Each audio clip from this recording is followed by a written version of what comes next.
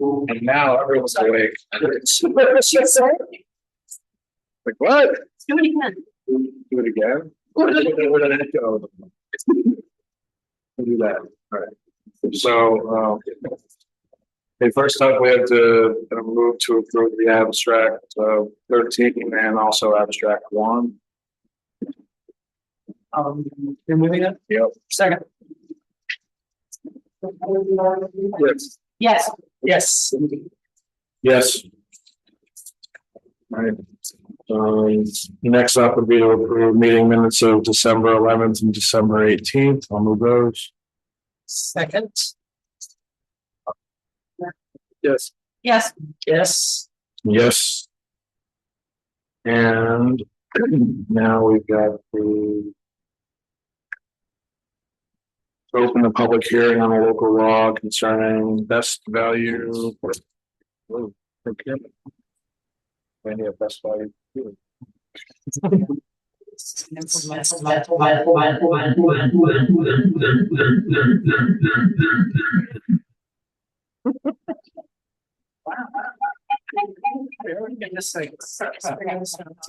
Not making music.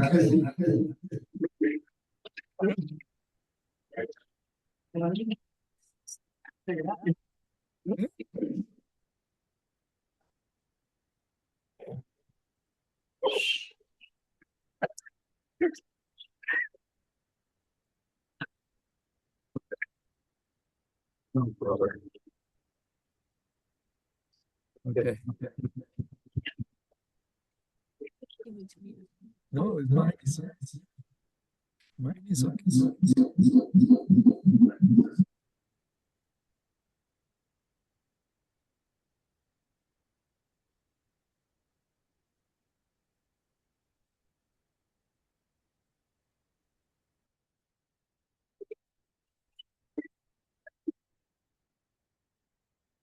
Oh, It's just a coincidence between something over there and seeing.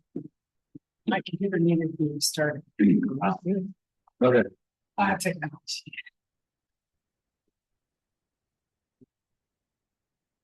So this, right, so the purpose of this local laws allow us to not, it's basically, sometimes the lowest bid is not always the best value for something that we're looking to do. This gives us some flexibility. This would give us some flexibility beyond just the, beyond just for professional services. And but what it would mean is if we adopt this, then we need to make a change to the resolutions we passed at the or. So. It's a fantastic change. So Step over dollars to pick up pennies. what was that? The step over dollars to pick up pennies. Yes. This helps address that.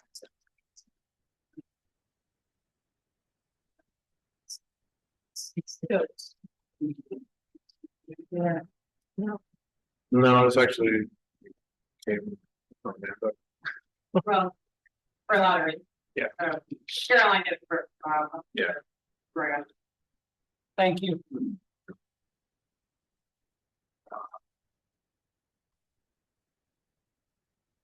and it's only going to apply to contracts that are more than $20,000.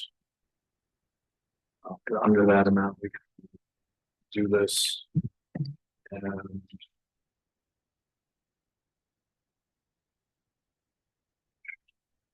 And this establishes the procedure to. Does any comments from public about it? The board, anyone's on Zoom?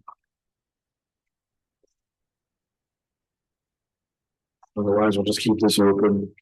For 15 minutes and come back to it later. I have to wait a couple minutes to open the public hearing on the local law to extend the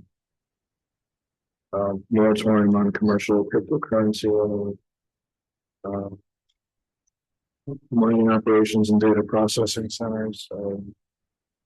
So, I mean, David, did you wanna need a few minutes? I'm trying to get on your. Oh, okay. Cause, Yeah.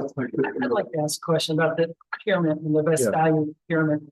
Is this a new option that the state has given us, or has it always been there? We just got to it? I don't know how long it's been available. I just, with all the procurement that's been happening in the past year, it came up and the conversations with our town attorney, it made sense that we put it to the board, they would like to make this change. So I can't answer if it's recent or new, without going back on state law, if it does code the law. I don't know how. Okay. Is this an option, or will all our contract awards have to follow it? One thing, when I was reading it, it said that the town has to, when it puts contract out to bid, and as you said, when it's out to bid, this will be judged at best value. Now, obviously, that could mean it could still be lowest price, but we are gonna use the best value. So I think that's gonna be part of our Right. language. And we can decide whether to apply it on a case by case basis. Yeah, I mean, basically, we just have to say we use best value because of these situations. And documentation is always key with all of this stuff. Why would we do it? Okay. According to the internet. well, that's scary. Are you using the AI companion for that? Yeah, New York has been allowing this since January 2012. So it's not a new. Very good. Hopefully it's not from like Breitbart. No. Well, What else have you learned today? My first learning. anybody else I could single out? Okay. America One, AT&T, CBS. You know, it's. Okay. Okay, so. So we have to just keep this open for 15 minutes. I suppose that. But we can apply it, do the 234, since I take. It would be, same as last year, it's always some change. I don't know why New York wants to do it in January. Well, it's because you can see all the roads when they're so cleanly plowed. That's why. Let me just share it up there. I have a random question on this. What do you think about that? So I know it's something new, but it talks about installation of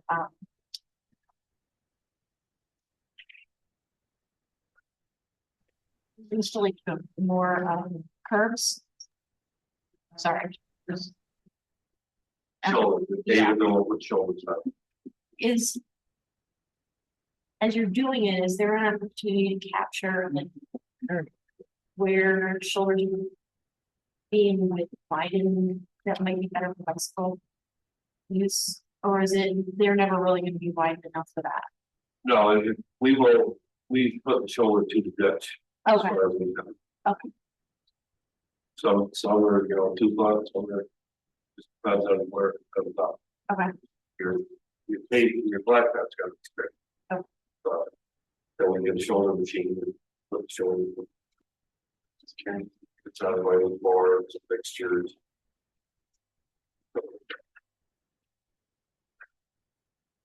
Yeah, in some of the roads are built wider.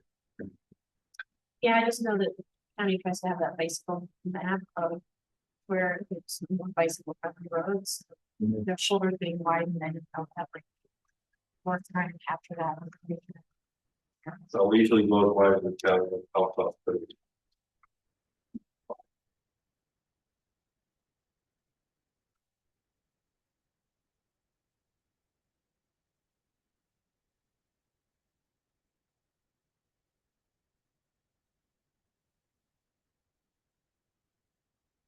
I mean, I know usually this changes just because you find out what the freeze thaw did too. Yeah. Yeah, we looked at a lot of these earlier this summer that obviously needed repair, but we ran out of chip. Well, we still have one, but ran out of time too. But yeah. I'm telling you, the paver that we bought a couple years ago is worth its weight in gold. I was talking to the guy who drove by Tulis Tuesday, and it's $3,800 a day now for practical paper. That would be very good investment. We bought that. You ever rent those up? No, I don't think I can. Didn't put it that way. Sounds like. And we help the county helps us. Yep. You know, different townships we work with, and so I'll go pave their roads, I'll go haul my laptop and stuff like that. Okay. We don't charge. Great. So I move this. A second. Yes. Yes, Yes. Yes.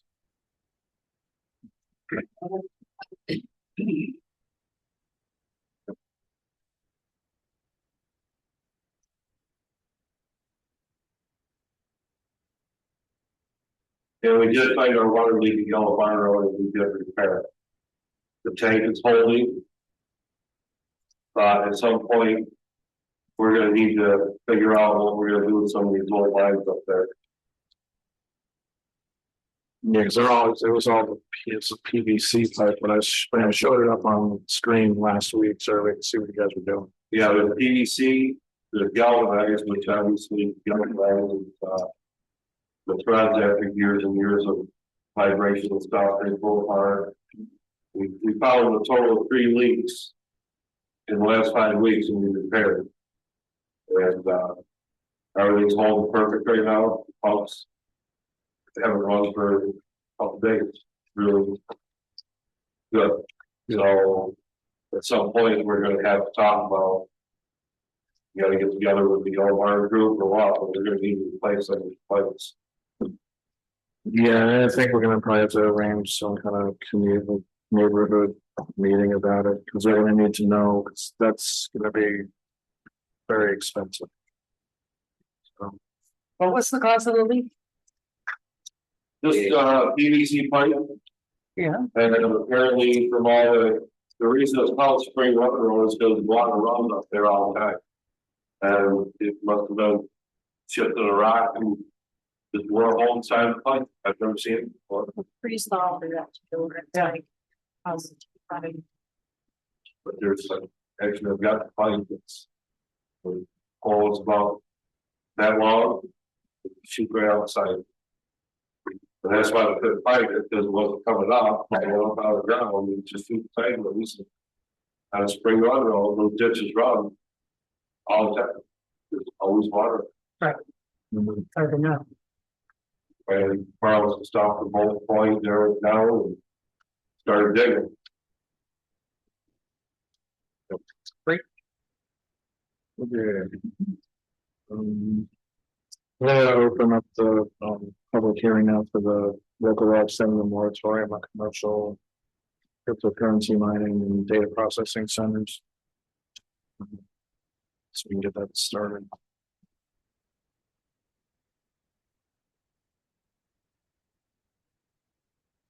So is there the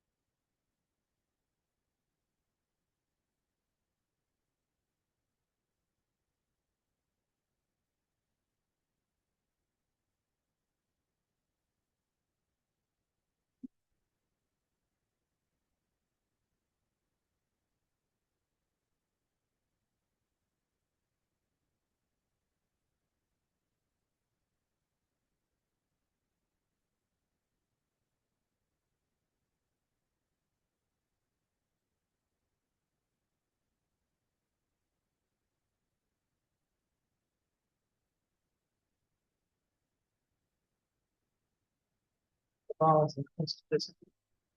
What are I posted last?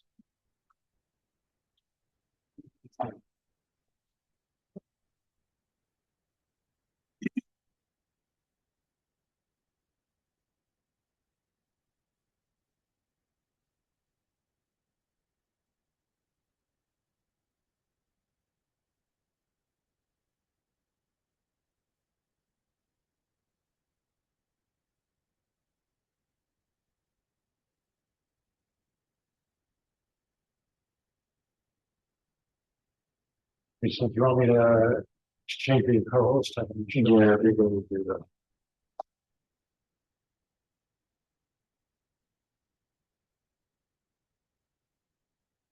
Which one do you want, the town secretary? Yeah.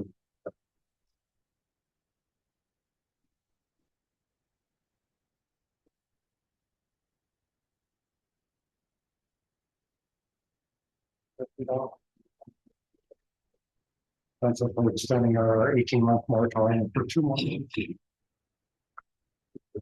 So it would, and what's the end? Around April 4th. April 4th. Do we, is that located on our website in case anyone wants to see it?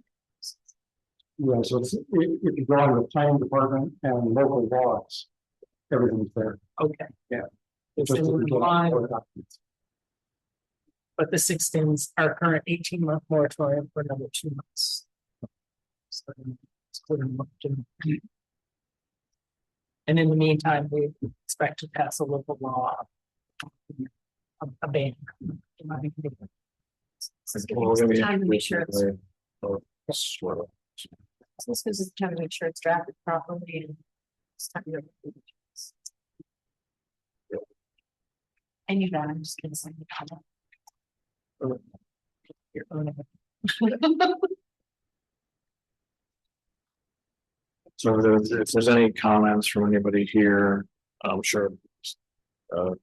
Yeah. Right. I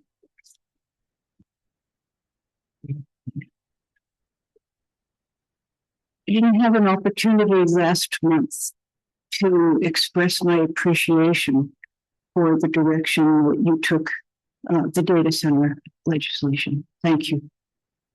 And I'm here tonight to simply applaud taking the time that it takes to get everything in place so that it's a smooth, smooth turnover there. Yeah. So, thank you.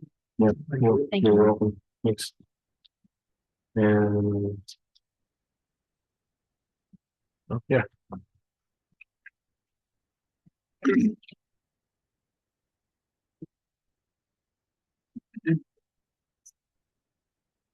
Right, good evening.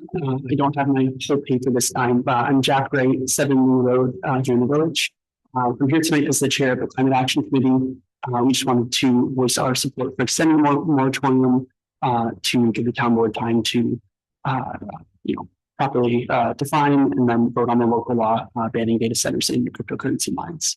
So I'll keep it short and sweet, but the Climate Action Committee is in favor of extending the moratorium. Thanks. Well, thank you.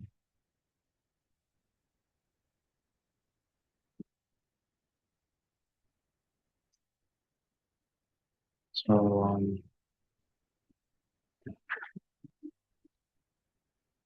if there's any other comment from anybody here, otherwise I'll have to keep it open for about another 10 minutes. And then in the meantime, I can close the public hearing for the local law concerning best value procurement.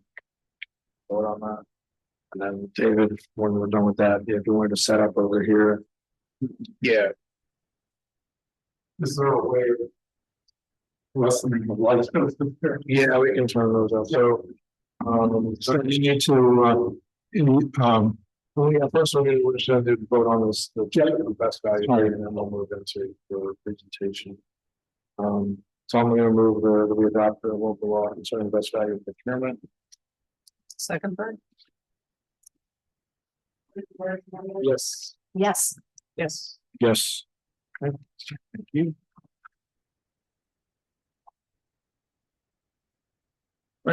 I think you can already share your screen there. Yeah, you should be able to share it already. Oh, I have to do it. Oh, yeah. I sent a request to you, but So I'll send it now. I'll just make it.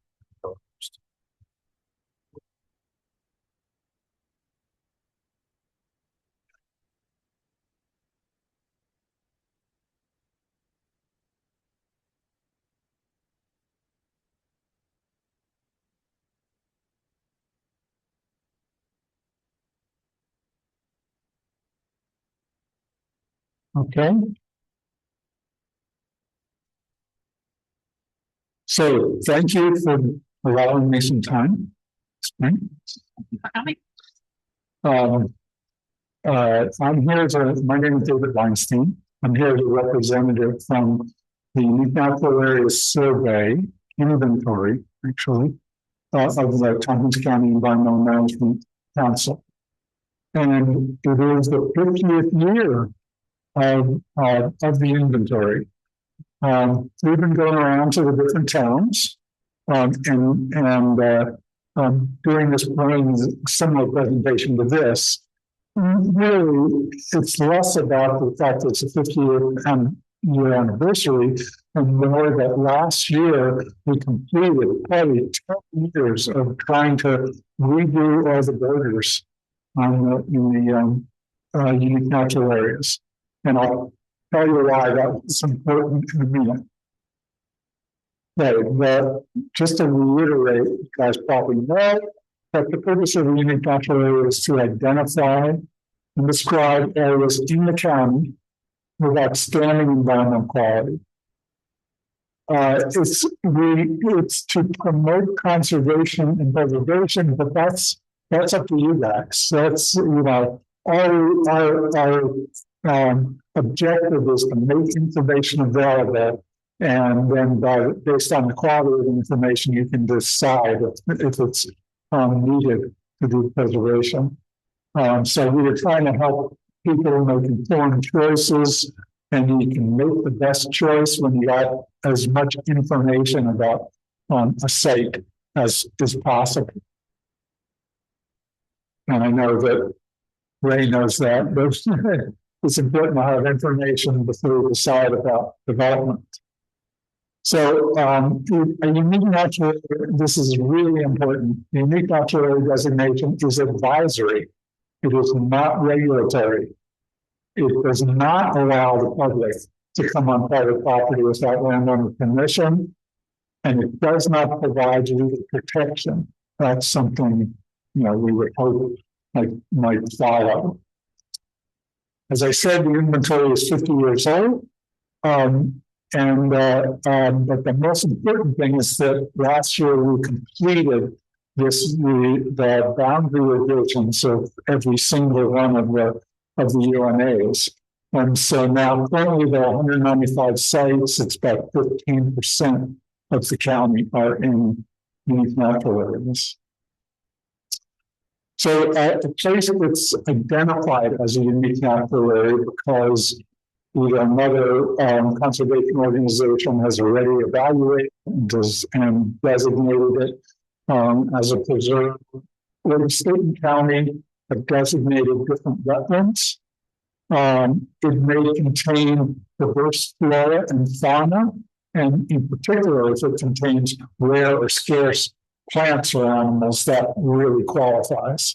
It might be of historical, botanical, or zoological importance. We know a lot of sites around this county that have been visited by professionals because of that they deem them to be important. It could have geological importance, or it could have be a site where teachers have taken their classes out to show them certain elements of the natural world, and we deem that as an important feature of a site. I mean, we're still looking at whether there are other things as well, but that at least gets it off the table for us to examine. I'm not going to go through this list. The inventory includes all growth roads, high quality scenic vistas and a bunch of other things. So it's a wide array of different environmental sites. So this is the map of all of the unique natural areas in Tompkins County. And here is the map of unique natural areas in Dryden or across the border in Dryden. You may notice right off the bat that Dryden has more than a quarter of all the sites in the county. That's the function of what the glacier did to us when it was receding 11,000 years ago. It created a lot of wetlands, it created moraines, it created really unique habitats that a lot of plants have found that they're able to function or to flourish in those areas. Now, why did we need to do these revisions? Well, when we started this in the 70s and 80s, GIS files were not available. So we put together a list based on some field assessments where botanists have been to places, expert knowledge, some historical records. But basically, all we had is these aerial photographs that were not at that time very good, but they were the best we had. So we took those photographs and we took magic markers and drew the boundaries on the sites. As you can tell, that leaves a lot to be desired. But actually, if you look at it, it's for many sites, it's not that bad. We did a reasonable job, but it was important to get those boundaries right. So for each site, we identified that every place that the boundary was changed from the original, we identified one of three characteristics in the shown right on that boundary, why we decided to change the boundary. So it could be snapping to a parcel line if that was appropriate on that particular place, following the edge of the mature vegetation, following the edge of the wetland. We had sites that included farm fields because they were, the drawing wasn't that great. So we needed to cut out the farm fields, we needed to cut out yards and lawns. Some places it was important to follow the contour line, particularly with wetlands, you need to have recharge areas. And we incorporated more documentation on rare plants. And in some cases, we just had to follow the edge of the existing UNA. So we wound up with maps like this. This is Pleasant Hollow Swamp. It's kind of right in the middle of the south part of Dryden. And I hope you can see there's a dotted yellow line. That was the original boundary. And you can see that there were places where that line actually cut right through the wetland. It made no sense. So again, the solid yellow line is the line of the new UNA, and there are dots at each location with a number. You may not be able to read that from where you guys are, but there's a number, and that number indicates why we changed the boundary of that particular place. So we should be able to follow this very easily. We had some sites that were wildly lost. This is a DEC wetland.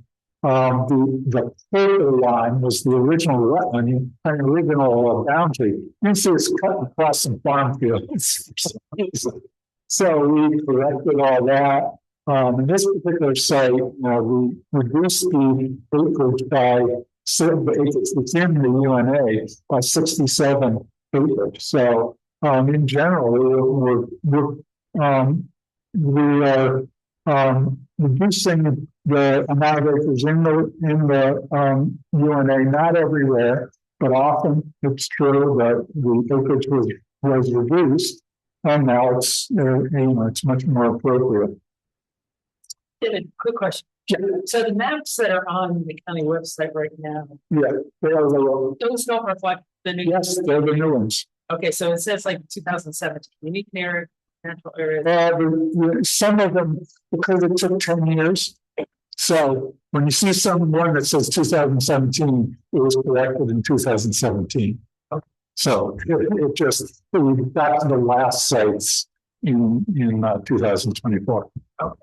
So that's the one that you're showing us now. Yeah, so these are corrected sites. Takes the very detailed work. Absolutely, it was absolutely detailed work by a botanist and a GIS specialist helping us. I mean, we had grants from the county to cover, couldn't do all the sites at once, because we didn't have that much money, but we worked away at it. This is another site. You might know this is Spog. It's actually technical name is Mud Creek Woods, but that had to get corrected. Part of the old thing went right through the wetland, so just didn't have good GIS information.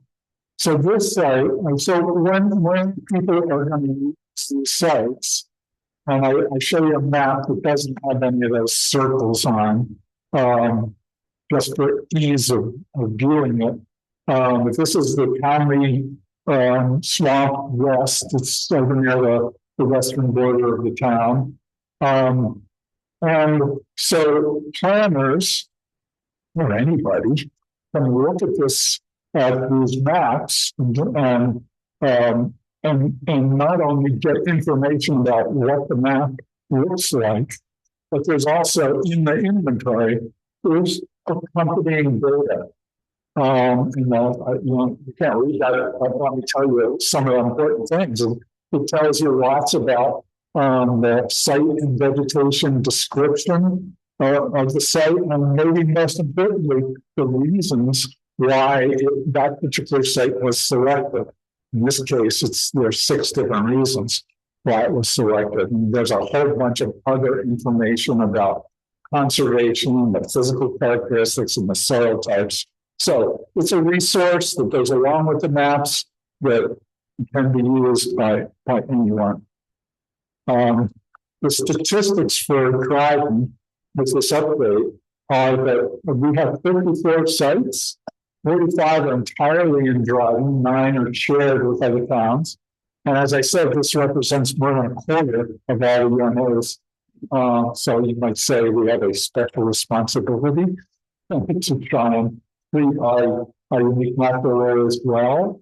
It's about 12% of the total acreage in Dryden. The update actually reduced the number of acres in Dryden UNAs by 160 acres. Of the 49 sites that are in Dryden or its villages, 28 lost acreage and 21 gained. So more sites lost acreage than gained. In Dryden, of the 35 sites that are entirely within Dryden boundary, 30 of them are wetlands. So it's a rich wetland area. 15 are upland sites. 12 receive protection from their owners, and an additional 6 are DEC wetlands. So they have an additional protection that being a DEC designated wetland brings with it. Sometimes it's very different than just having the site completely protected by a private owner. So those are the statistics. And I'm just showing you as an example of how this data can be used. You know that this proposed subdivision is coming up on this particular parcel. And here's the kind of information that's available both on the Unique Natural Area Survey and on the County Natural Resources website. So not only can you see the DEC wetland, which is that big blob, it's actually blue on my screen, but there's also the county has its own wetlands, which, you know, DEC has size limits on wetlands, so we have another layer that shows where the wetlands are. And this actually shows where the UNAs are on the site. And some of them, some of the area in the UNAs are actually for Fort Swamp, which is a massive swamp this is only a part of, but it's the upland part that helps maintain the wetland vegetation through allowing seepage and allowing water flow into the wetland. So that's one reason that a lot of that upland area wound up being in the UNA. So again, this is information that can be used. I know you're getting a letter from the Environmental Management Council that actually will show this map. Yeah, we talked about it last night, the Ag Committee. Yeah, They're totally against development of this parcel. yeah, that's got some great farmland in between the UNAs. So it's actively farmed right now. Yeah, I mean, you know, obviously, there's all kinds of discussions at the town level. The town has to make its decision where its priorities are, and all we're trying to do is present as much information as possible so that a decision is made in the absence of information, and then we regret it down the road. As long as all the information is acknowledged, then you sort the things about, you know, how much do you aid development versus protecting the natural areas. So, yeah, so that's the kind of information you got from the Environmental Management Council. It's really valuable when we get projects like this, just to consider all the details of the unique natural areas survey, because we have a lot of information about this stuff. So if there are any other questions, I'd be happy to guess them. Great stuff. I was glad to see that Dryden Lake is a UNA. 113, 114. Yep. Didn't know that. As well as the outlet in the inlet. Yeah.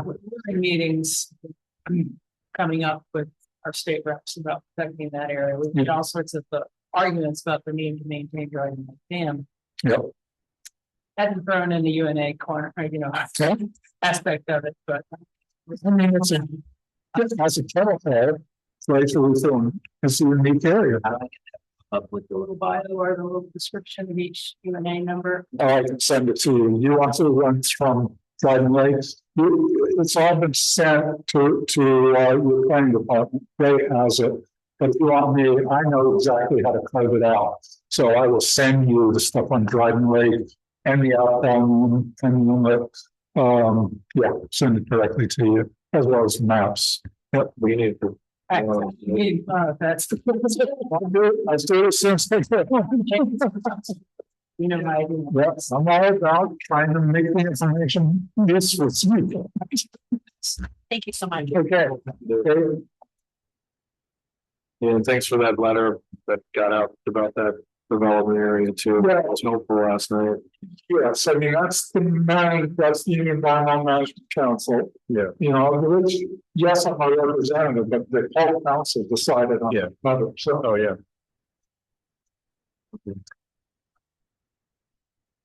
All right, so we're gonna go back to the local law extending the moratorium. I mean, Hillary Lambert sent in a comment by email.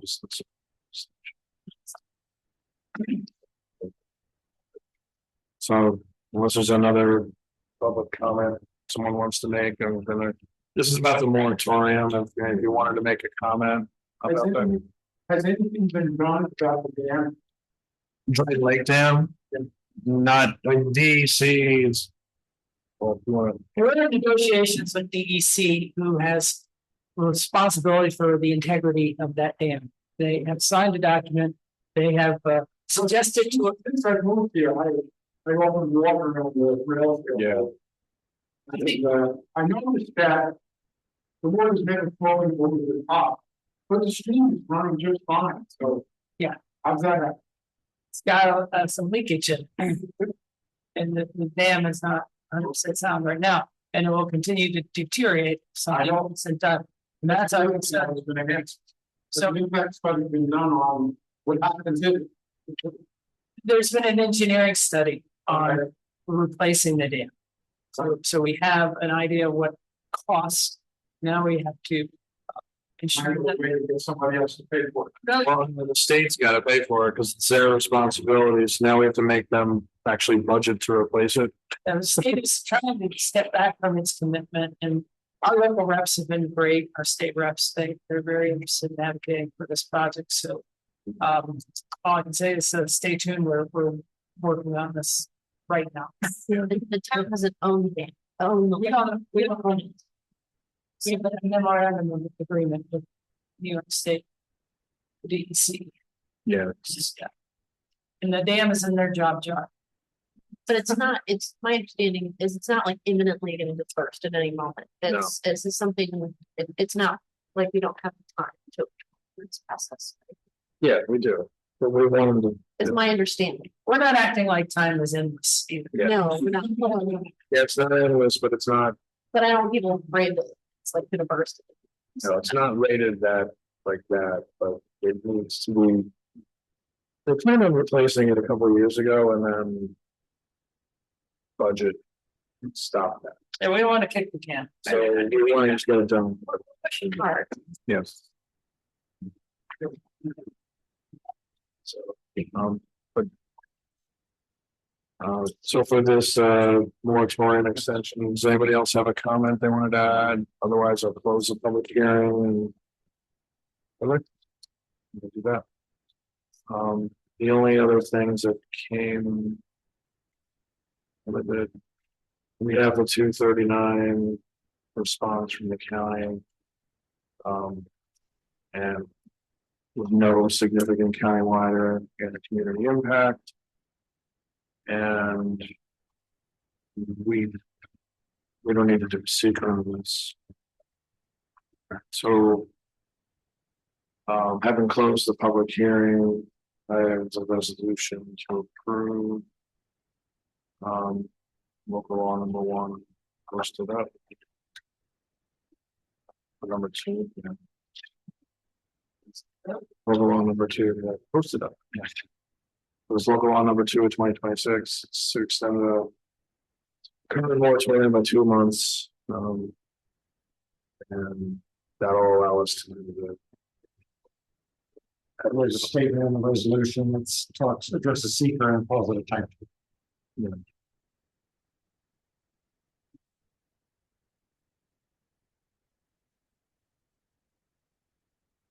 So I'll move this. Yes. Yes, Yes. Yes. All right. So that's adopted. And.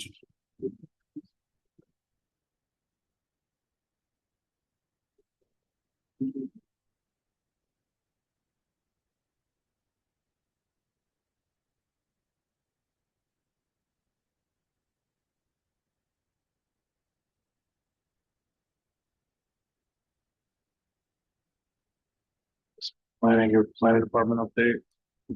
So the regular monthly numbers are there. The one thing I'll call out is the CDPG grant we had last month. So we applied last year for this public infrastructure and supportive housing grant program. And we were awarded $1.5 million. This is to help us extend the public sewer from the south side of Route 13, crossing under and going up Fanshawe Road for about half mile. So this will get it out to the Fanshawe Village mobile community. We're working with Cook Properties, the owner of that property, and it'll cost a lot more than $1.5 million, but they are on the hook for the remainder. They must have been happy. Wow. We're directing that. Grant to them. So Yeah. how much is there? What is the total project cost? Yeah. Probably another $2.5 million. Okay. We don't have an exact design.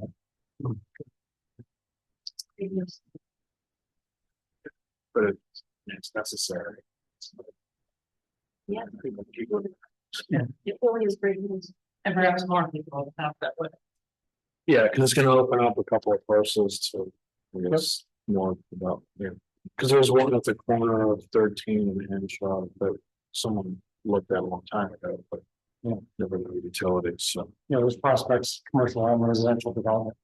But at that time, if there were other users of this, we would then have to do a formal district extension. Yeah, So this is not that at this point. It's a single parcel that's being served.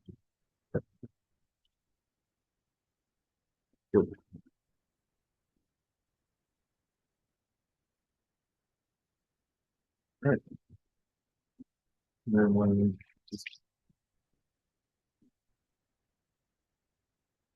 Was David calling in person? I don't know. Sure. We'll wait for, David to get here with the. Try to. Okay, so there's a couple of resolutions, one of them is to authorize me to sign. The grant application, somebody, we have to. Oh, Fred? Yep.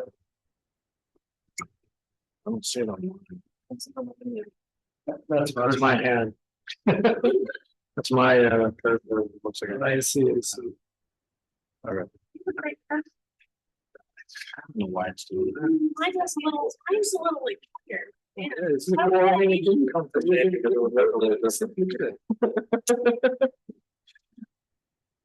Weird. It would be.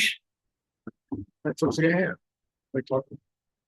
But I don't know why it's not moving. Why is it not? I don't know. Really, but Fred doesn't have a camera. So. Others do. Yes. Okay. Well, while he's getting stuff, I'll just go through a couple of resolutions. Yeah.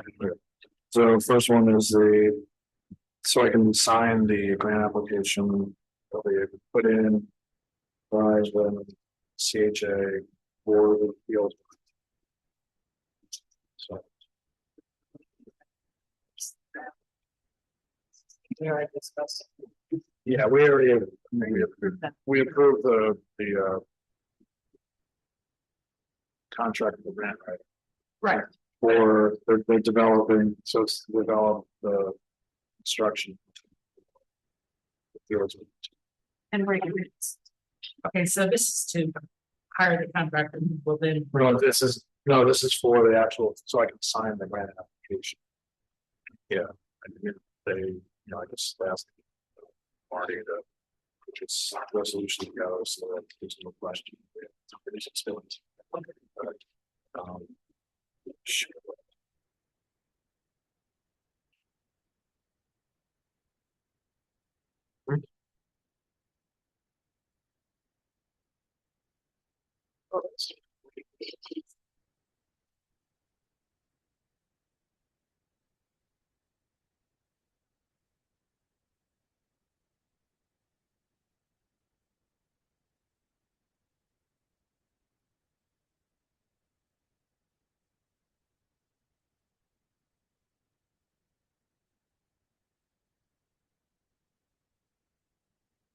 That can, the board's authorized me to sign.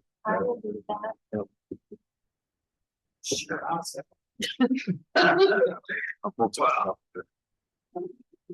Yes. Yes. Yes. Yes. All right, we'll touch it up with this. I think we should see. It's good for all signatures.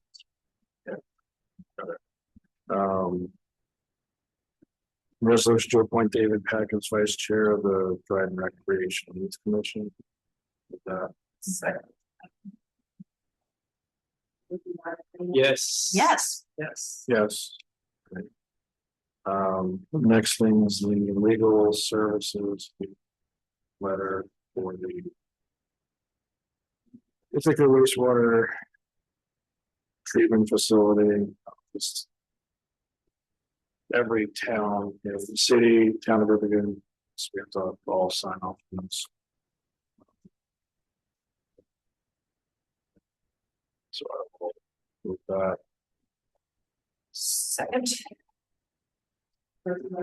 Yes. Yes. Yes. Yes. Both of these do the introduction. All right.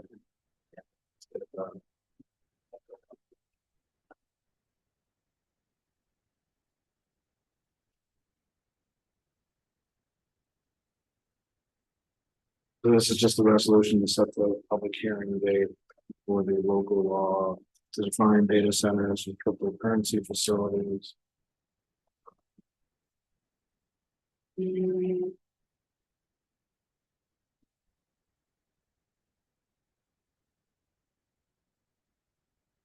So this is adding those definitions to our Yeah. law. This is the draft. Yeah. And the planning board are the zoning advisory committee. So,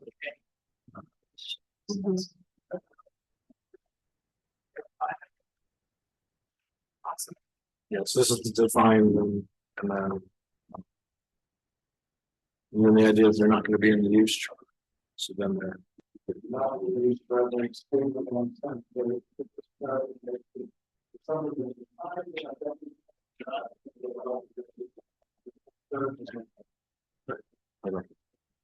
Would be an explicit.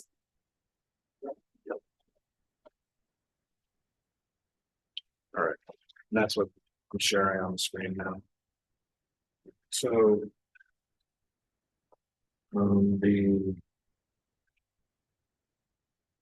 This would set the public hearing for February 19th at 6:05.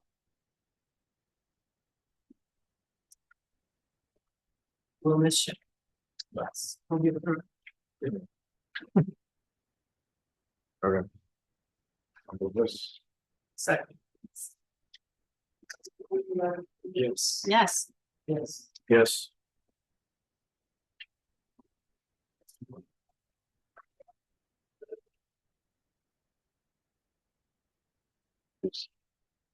Ready? The date's ready. Ready? Okay. Sent over the report earlier today, so we'll show a copy of it.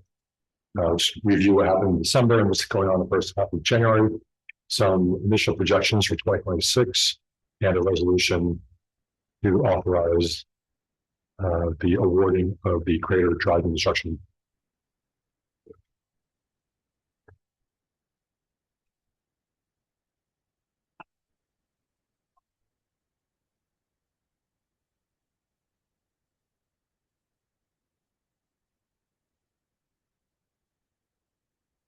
You want to do the report first or the resolution? You do a report.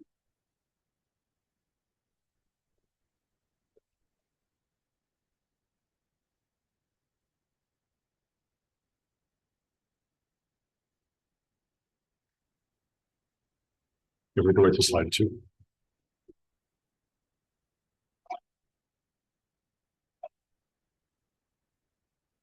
All right, so we started December with 499 customers. We had 15 new customers in the month of December. Here's 514. This is the first time having a full month starting with over 500 customers. As I've shared in the past, about a year ago, we had 280 customers or so, and 2 years ago, we had 20 customers. So pretty substantial last 24 months. With some major projections for growth based on signups and our plan for both of the year. We had 52 inbound requests in the month of December, and month to date, as of this morning, we already had 85 in January. Now, a mix of those are from Caroline and Dryden.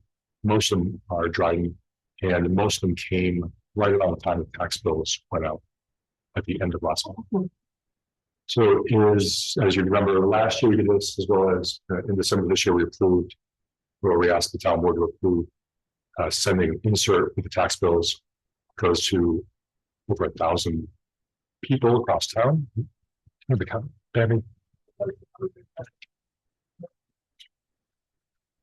Owners of more than 5,600 parcels, which is it's under 2,000 mailers, I think.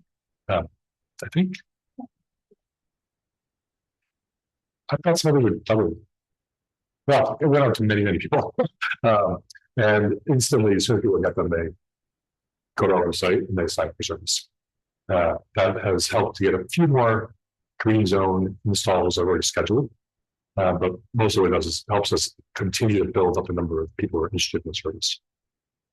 So 85 of those came in already in the last 15 days this month. A few people I talked to this week said they did not receive their tax bills yet. But there are people who literally, they got them the first day that I like know the day they arrived, both Caroline and for Drive. Caroline followed our lead, they did this year. We did not add new parcels to Drive and Fiber this month, which is part of our plan as we continue to do construction and planning.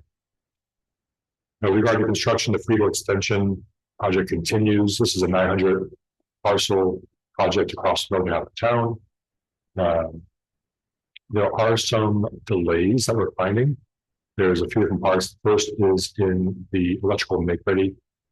As I shared even a month ago, NYSEG is using this opportunity for us to do electrical make ready, making there room on their utility poles for our service, for us to use those bucket trucks to also replace 10 kVA transformers with 25 kVA transformers.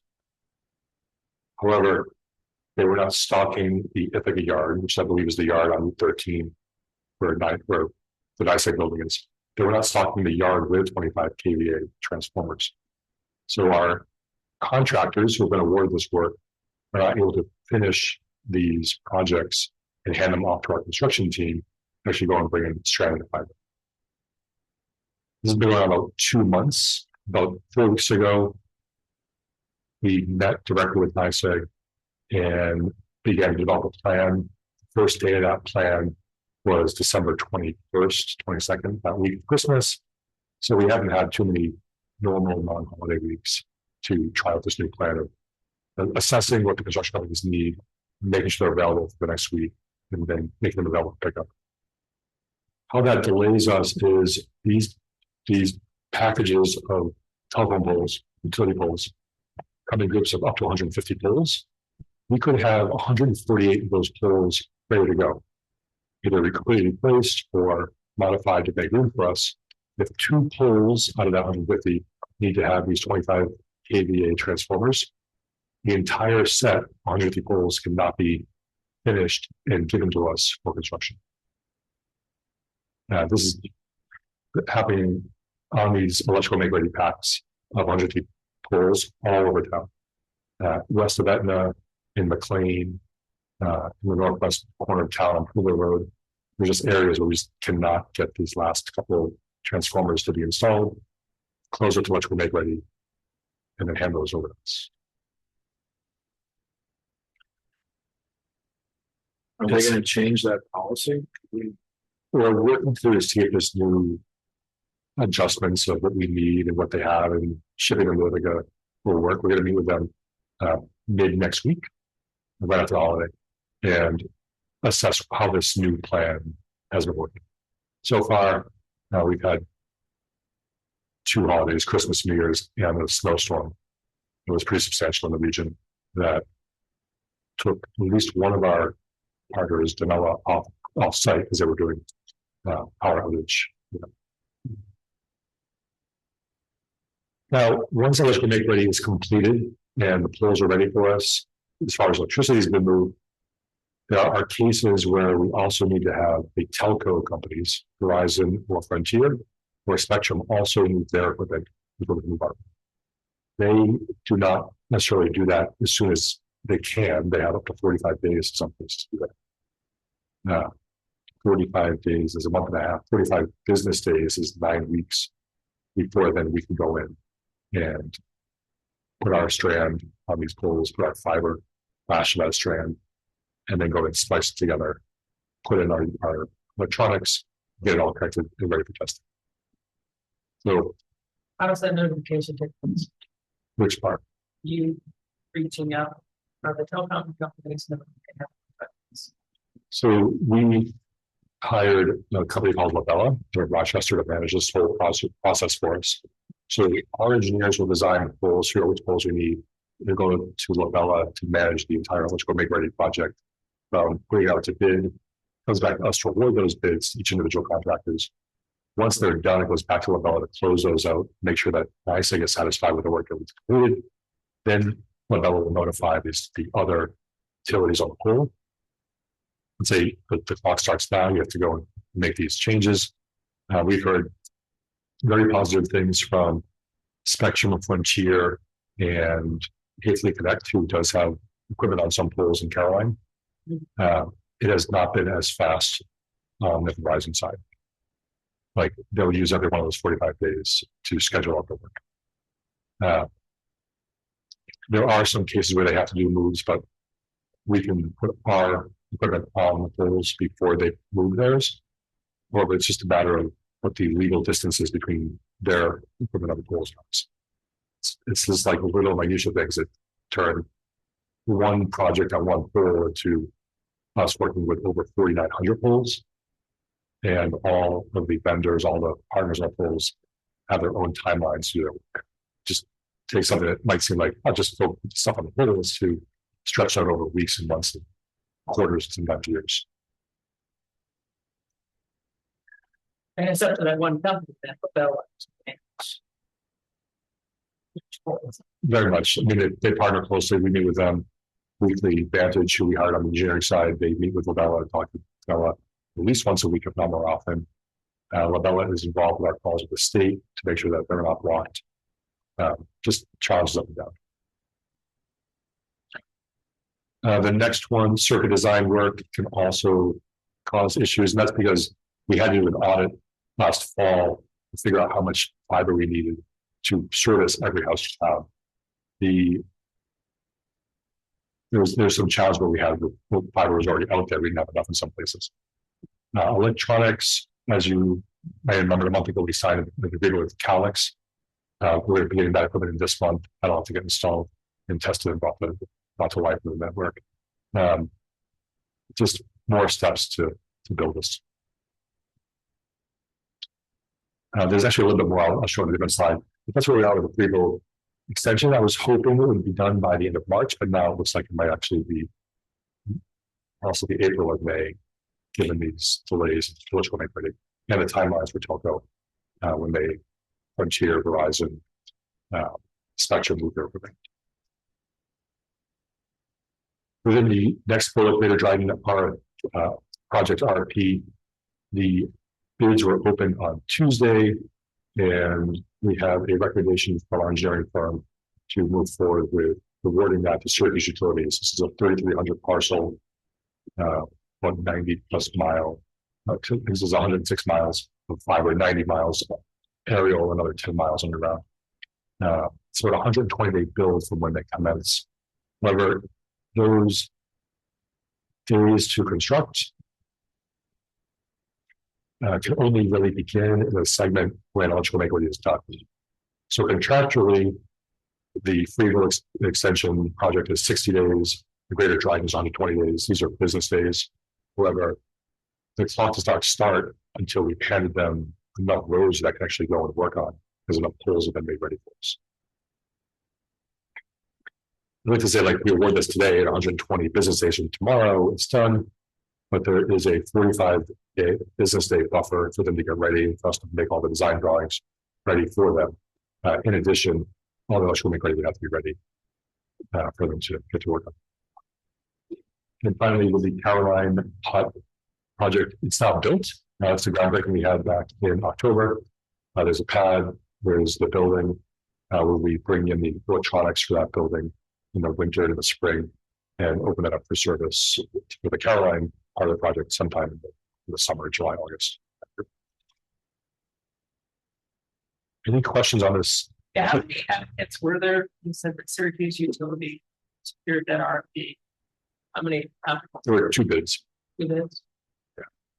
There were 100% more bids than last time, when we only had 1 bid. Jason, how worried are you about the timeline for the state? I think I have a slide on this. Yeah, next slide. All right.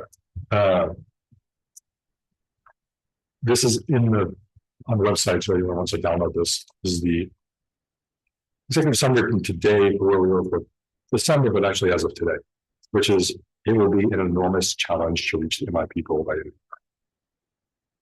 we have to build to reach 2,711 houses that are on the list of MIP eligible houses. These are residents who are unserved or underserved in Dryden, North Carolina, which means they either have dial-up or DSL as their highest speed wired service to their home, or these are homes that are on the way to reaching those unserved or underserved. It's 2,711 individual addresses. That's 147 miles of fiber. And after we do all the construction, we then have to install 400 of these 2,700 houses that are paid for by the state for reimbursement. We will not get the reimbursements until we hit the mileage construction milestones. So we are going to apply for the first reimbursement tomorrow, which is a $1.9 million reimbursement. That's the only one of the 4 reimbursement requests that does not require any mileage to be completed. The second reimbursement is 45 miles or so. The third reimbursement is about 100 miles, and the final one is the full 147 miles. So we will not get that $11.6 million total reimbursement from this grant until we've completed and built this, and it has to be completed, built, tested, and ready for customers by the end of this year, at 12/31/26. There are 3 phases I mentioned: the Freeville expansion, which is ongoing right now, the Greater Dryden, which we hope to award tonight, and the Caroline region, which we'll request to have awarded at the first meeting in February.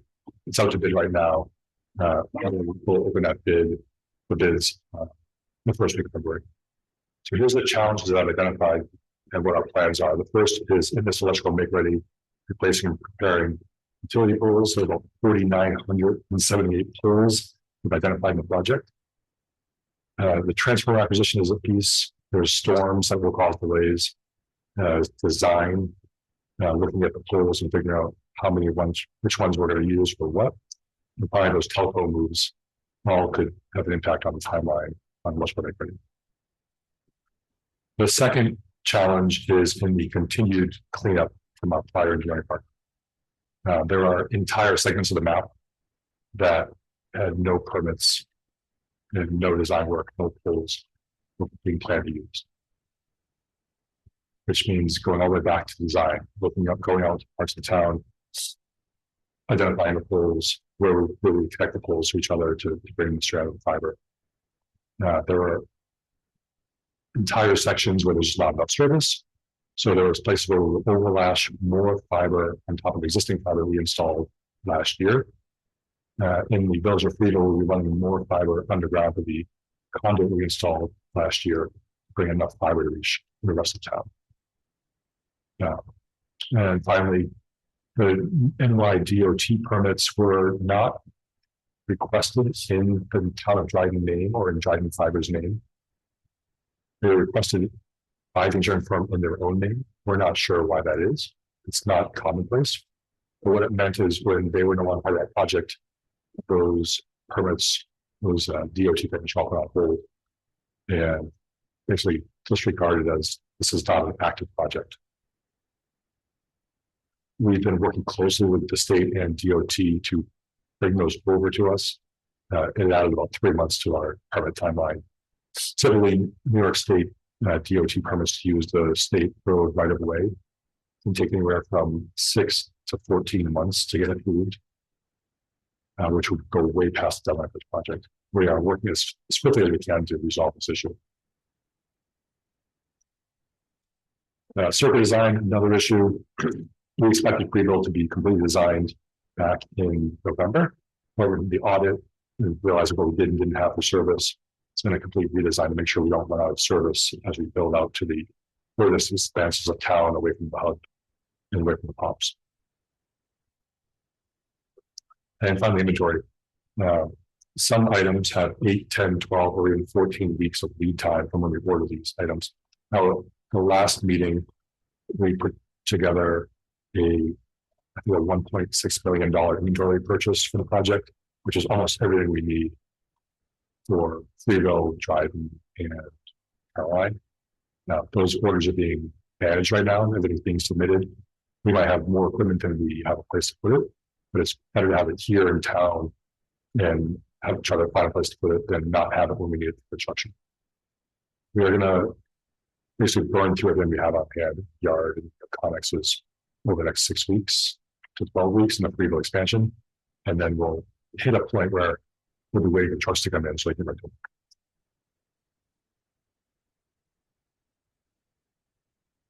Other than that, we're on schedule. Any questions? We have put together in our timeline budget a 1,200 foot per day build timeline, which is about a quarter of a mile. Typically, and with that pace, we can reach the deadline on time. That's about a quarter of a mile per construction per day, per crew.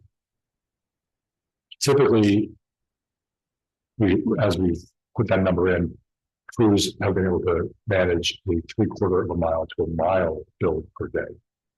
So if we can hit what is generally a standard average of 3/4 of a mile to a mile a day, with any of these delays, we'll make up that distance in the calendar because we have basically buffered a lot of our time by using such a low number of 1,200 feet of construction per day per crew. That's basically the piece of hope that we're looking at as Amanda and Matt and the team of Vantage are looking at the schedule, the calendar, and all these potential challenges, is that we looked at the budget for the time, and we're really giving ourselves a big buffer by a low number of construction feet per day in our plan. Maybe potentially facing a situation of saying we're not going to add any more customers until the whole thing developed, just to save ourselves time and not slow down. I know that's a horrible thing to ask. I'm just wondering, like, where are there? If that would help Hail Mary things out of- go faster, if that would help things go faster, we would do that. But our installation crew is completely separate from construction as of today. Clarity is doing our installs with Integrity. I'm doing also all the customer outreach and helping with scheduling. So we're not in the place where those resources are used for construction.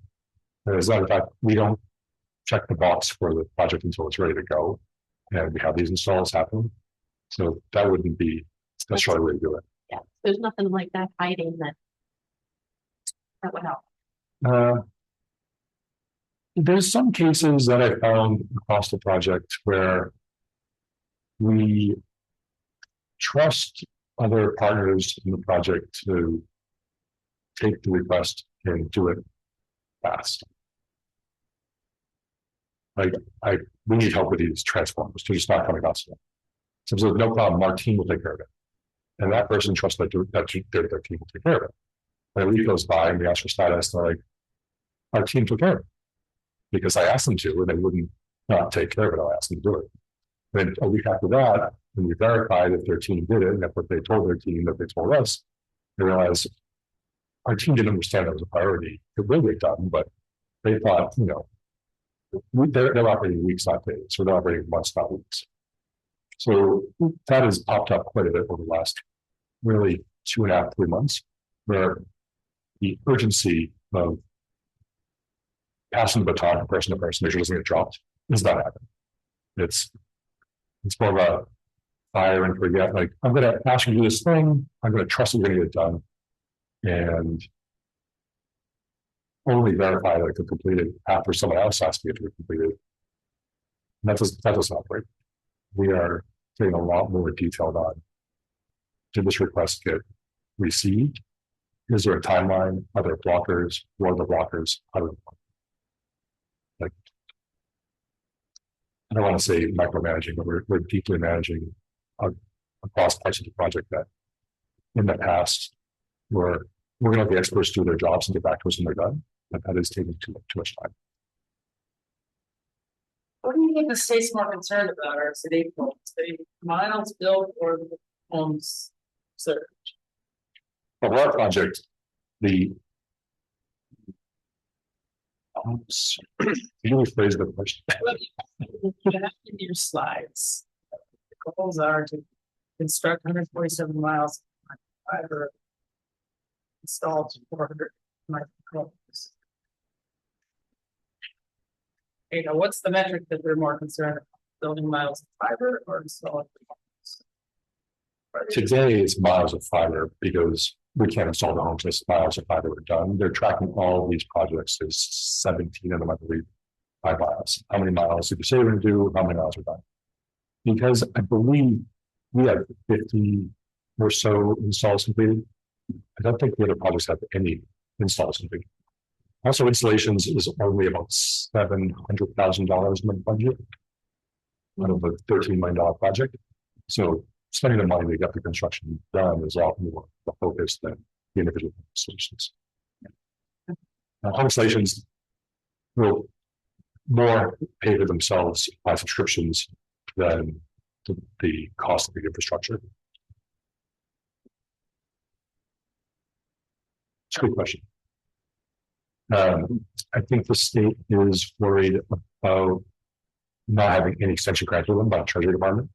This money is in Treasury, it's not in Commerce. The Commerce Department was holding the BEAD funding, which they have slowed, stopped, and then slowly started to restart.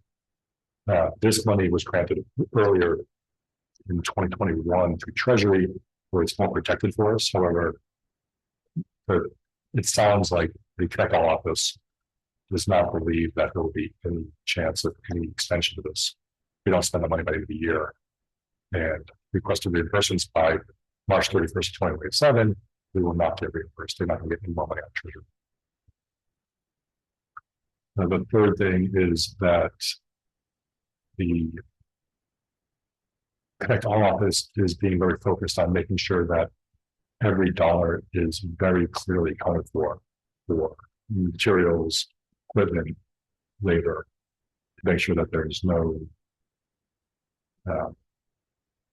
way that someone would look at it and assume any kind of fraudulent spending or wasted money.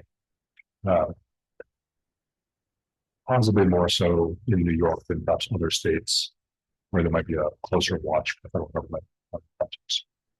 So we've added in some inventory management requirements for Amanda and Matt and myself that were not part of the original project over a year ago, where they want to make sure that there's no question that the money that we are spending and requesting for reimbursement is only for this project, for these 2,711 homes, not for anything else.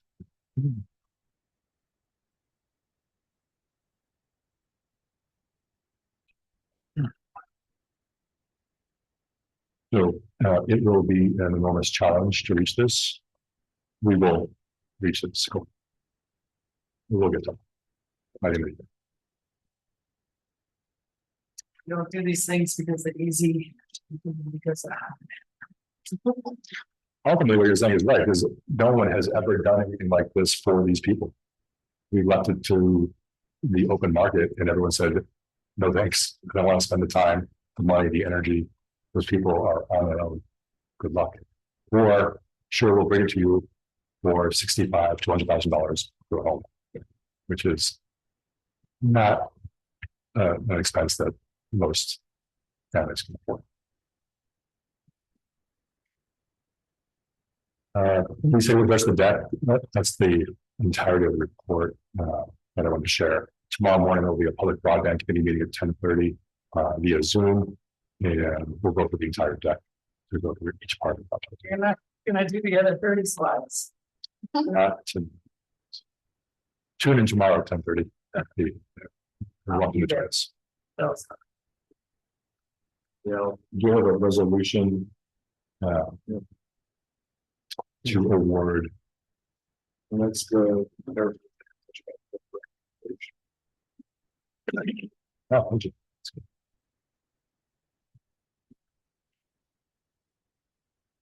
This is the resolution. I'll move the resolution. Second. Yes. Yes. Yes. Yes.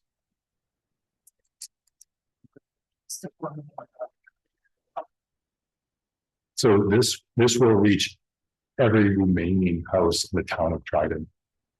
Now with this project you just approved. So that's everything that's left. Edna, Varna, Norris Hollow, Snyder Hill, Bethel Grove, and then east, across Route 13, Ringwood, Yellow Barn, Dryden Lake, Route 38 South, and the Virgil Road area. 4 million feet. Or if you give me this. This is just the labor. This is just the construction labor. Priced it up. The last thing, we do have an opening for an account manager position. It's on the Tompkins County Civil Service website. It's also on our website on DrydenFiber.com. It's top of the blog on the homepage. It's also on our Facebook page. So if you know anyone who's looking for a job, they're hiring this account management position. Thank you. Thank you, Dave. Amanda, Mark, you guys. Peaches, what I made for you that you're in public. Okay, I guys got an email from Tom too. I wanted to set up some meeting. Tom Kirko. Oh, So. Yeah, literally came in as David was talking. So, no, that's fine. yeah. Was expecting a busier night than it like it normally is, and Yeah. was surprised. So last year we had 535 total calls for the year, which I believe was a record for our department. 360 of those were fire calls, 175 were EMS calls. Month of December, we had 55 calls, 24 of those were EMS related, but they're busy there. I apologize. Thank you. And there's two because state reported. President Harris. Where it says. We switched over. No parts.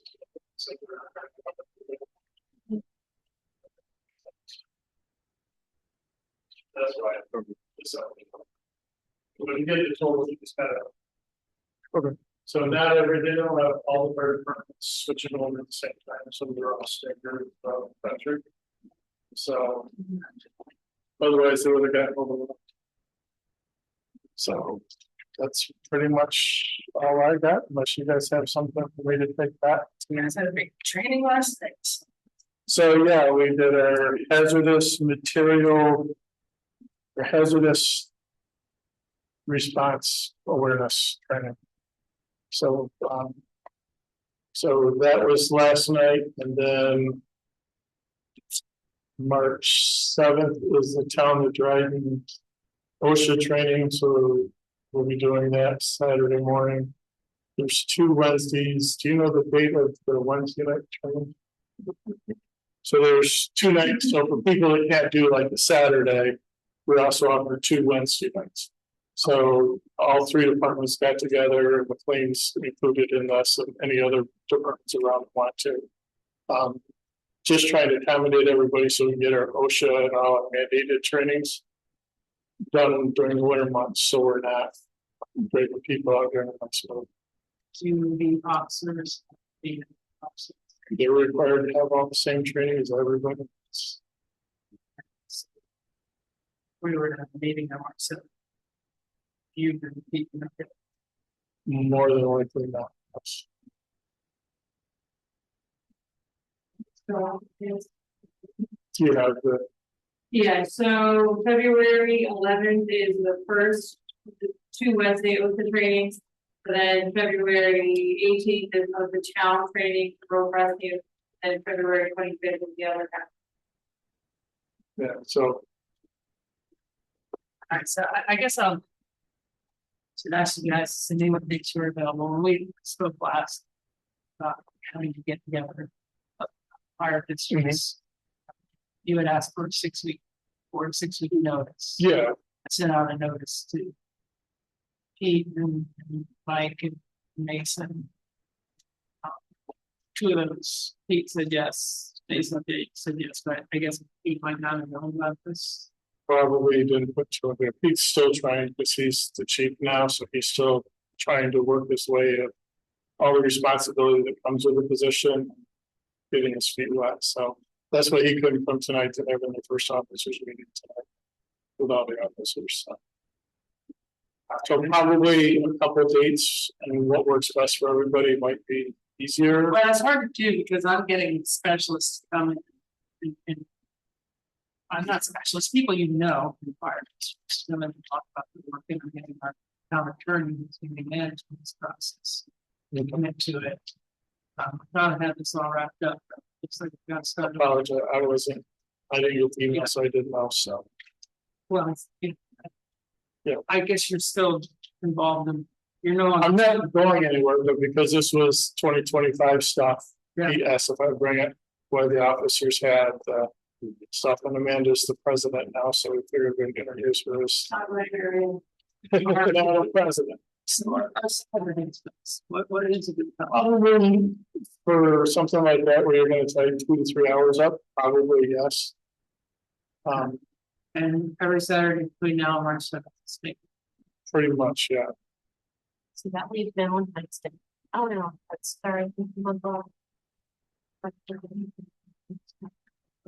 know, maybe the weekend after, That's when you have your 21st, you guys have. that's February. So I'm talking about maybe like March, the second Saturday or something. So March 14th. I'm just throwing out ideas, you gotta run it by. As far as you know, well, I know I gotta run by. As far as our department calendar, I don't believe we have anything on that day. Which name? The 14th of March. We weren't prepared for this, I apologize. Sorry. Yeah, I don't know what to do. I think it's not. Yeah, the only, well, Figured I'd get one of you on here. No, only 3 Saturdays also. Yeah, but March 14th. Yeah, we don't have anything as far as our department. And this is the sheriff department or all departments trained on March 7th? It's townwide. How much? Okay, so none of the departments can do it. Even though And Right. Mason, and most everybody prefers to do it on a Saturday because some of the training is redundant, so if you do it all at once, it's less hours. Where if you break it up, you're stuck there for the full 8 hours. So. I will take that back and let them know there will be further discussion of it. All right. Anything else? You guys enjoy your night? thanks. Yeah, and Amanda, I just sent an email to Tom also, just so we can figure out. We can put Dan on it so we can figure out whatever works for the 4 of us. Okay. You want Tom wanted to set up, or go on to set up some meeting about this, so. Anyway. So I guess we'll just run through the stuff. We're going to start. Yep. For the early action we had at the affordable and workforce housing committee was to ask the full town board of money business product to the committee, which we did last week. And then in our last meeting we had Dr. Kemenek, president, participate this year, as a guest, and she updated on what they're doing with the norms, the goals we have decided to sell. And so apparently they have real estate agency already willing sales. do they have a buyer? I don't think they have several interests, but they don't have buyer.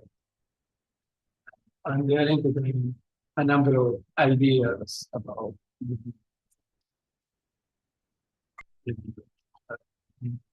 fee, within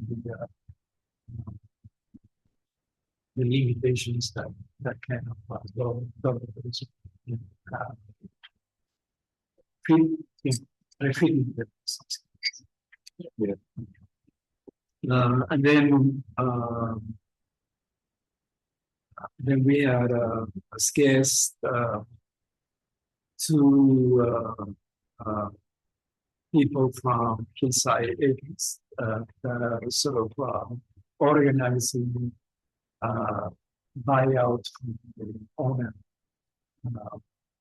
And perhaps through the formation of a co-op or something of that sort of organization that we might do that.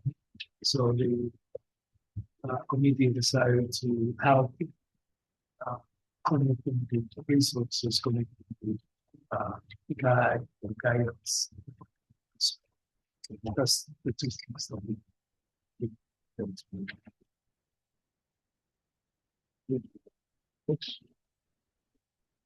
Conservation board did not meet in summer, so it's not a meeting.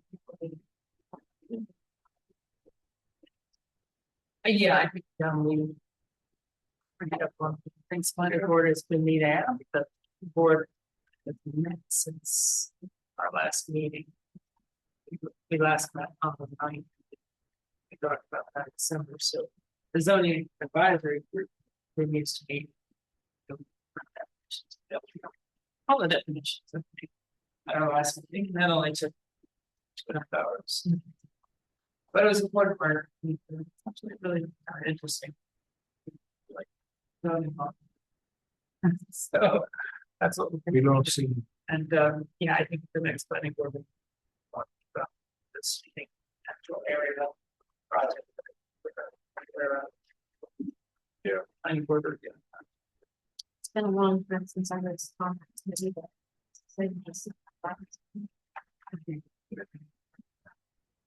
Oh, well, there may be opportunities for you to start going.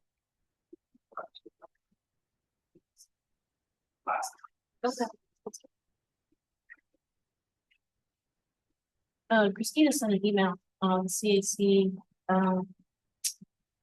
This meeting is next Tuesday, so there's no update there, but I'm reading verbatim. The Dryden Sustainability Network is having a get together this Saturday. It's 10 a.m. at the Corner Brew to discuss what members 25 to 6 have been doing or hearing or learning about the ongoing climate crisis, specifically how it impacts the climate. I just want to say here, there is a real synergy between that activity and things like reading areas. Well, I think Yep. it's great to see that.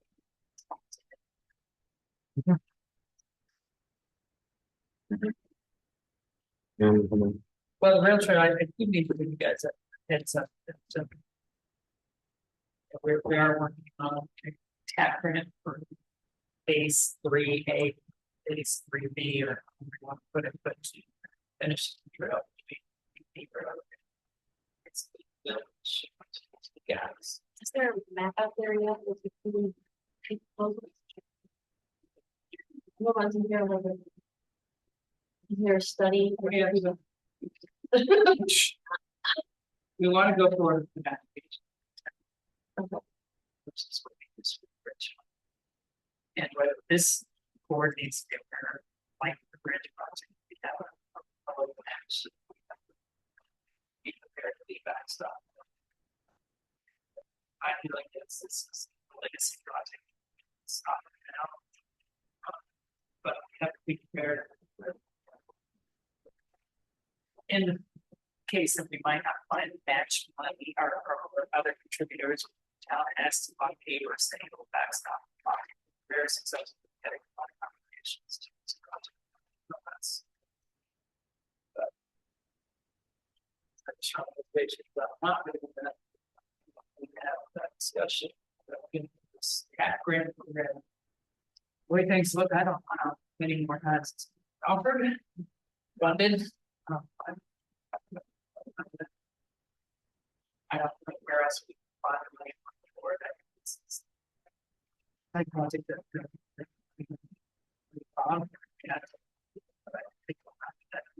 we could consider using community development block. That's an acceptable match. So it's This summer, we're trying to get that. Consolidate funding application. Or whether we want it for water or and shop for the project or. Whatever else we might want to do for recreation fields, or maybe we put in more than one city beach grant. Are we allowed to do that? Yeah. Yeah, I just want to have the voice big for the. I'm not correct, but the yellow line no water yeah, districts. Well, we would do city beach, there would be environmental requirement. ESC. Yeah. You can get At some point, we start. that there are other dedicated words.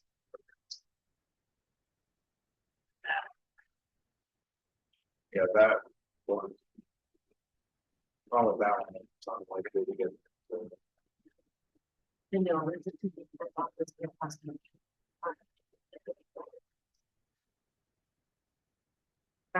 It's a possible.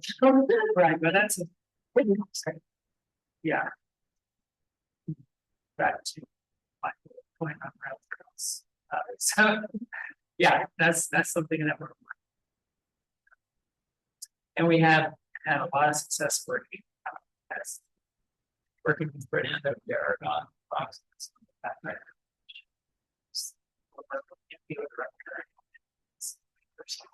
Passion for this project.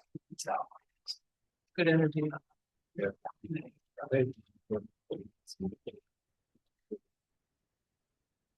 Ag committee last night, we talked about that subdivision, they. Made it, they resolved to be in total opposition to it. Given action of the couple of the project meeting, but they have passed the resolution to. And Is that. In December, when that property was for sale, conservation board like. Was saying maybe we can get a grant to buy that property and then it was sold. oh, yeah, So, you know, the conservation boards, there was agreement with that. yeah, I mean, even one of the. Well, the farm that they tried to buy. But the weird, the buyer would. Purchase it without knowing. Then they come to the town asking for, what do you think? I don't know.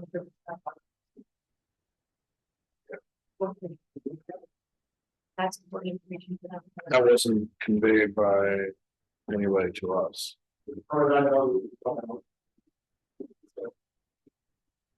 No, but regardless, they came out against it completely. But I also started the same discussion at 15 years ago about. Balance between, you know, because I started bringing up the comp plan about protecting rural character, et cetera. Well, we had that same conversation last time we did zoning. There was resistance from the ag committee to keep doing something like even the conservation zoning. So I told them to keep folks gotta work around, you know, balance you want to have in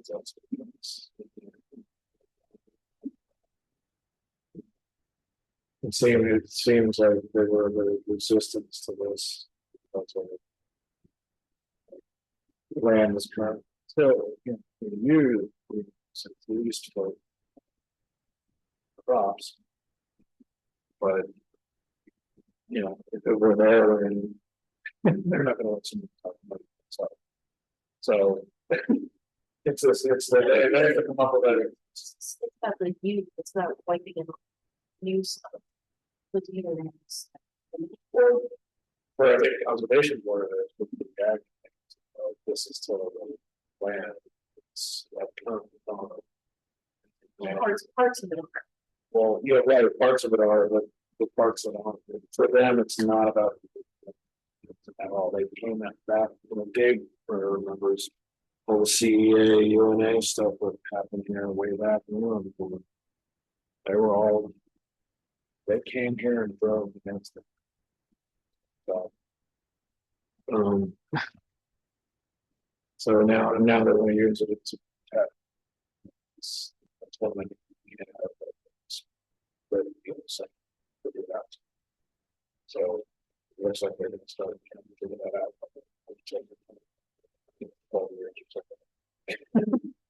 So, Things are changing. just based on some of one of the emails that came out from them today, they sort of. So I think for the later parts of this on the ZAG, we have probably. Especially step to establishment, so. And then for DOIC, it's just been about the. What they need.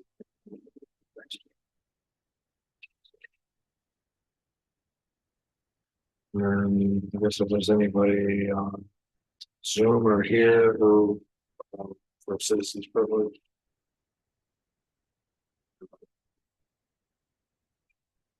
Anybody?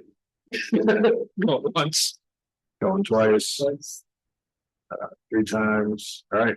Yeah, that's it. All right, thanks, folks. We're gonna adjourn the meeting now.